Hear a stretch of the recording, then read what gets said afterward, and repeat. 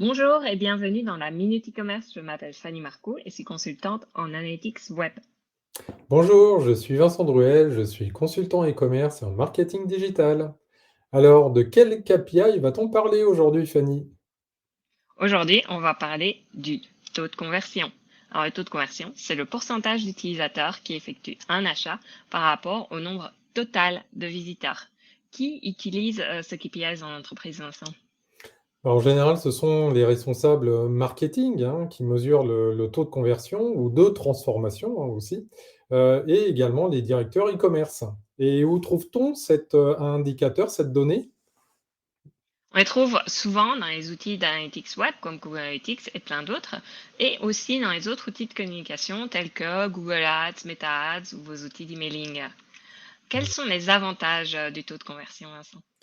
Alors, c'est un indicateur clé pour comprendre l'efficacité des ventes, puisque c'est lié au nombre de commandes et au trafic sur votre site. Donc, vous pourrez estimer l'efficacité aussi de chaque canal d'acquisition. Bon, il y a aussi des inconvénients. Le premier inconvénient, c'est qu'il dépend de facteurs externes qu'on ne peut pas contrôler, comme l'économie ou la saisonnalité. Ensuite, un autre inconvénient, c'est qu'il ne prend pas en compte le nombre total des achats ou le volume des commandes, donc le panier moyen par client. Hmm. Aurais-tu un dernier conseil à donner? Oh, ben, simplement dire que le taux moyen du taux de conversion en e-commerce en France est autour de 3%. Ensuite, il faut ajouter aussi qu'il y a plusieurs types de conversions.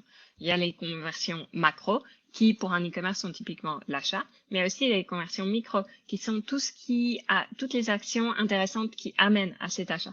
Ce qui peut être s'abonner à une newsletter ou ajouter un article au panier. Et Hmm. donc, le taux de conversion peut changer en fonction de la conversion qu'on va regarder. N'hésitez pas à mettre en commentaire ce que vous pensez du taux de conversion ou de votre expérience avec. Et puis surtout, retrouvez notre guide des KPI e-commerce, donc en lien dans le commentaire. Et surtout, ben, on reste à votre disposition. Donc n'hésitez pas à nous solliciter. Eh bien, on n'a plus qu'à vous dire au revoir. Merci et à la semaine prochaine. Salut!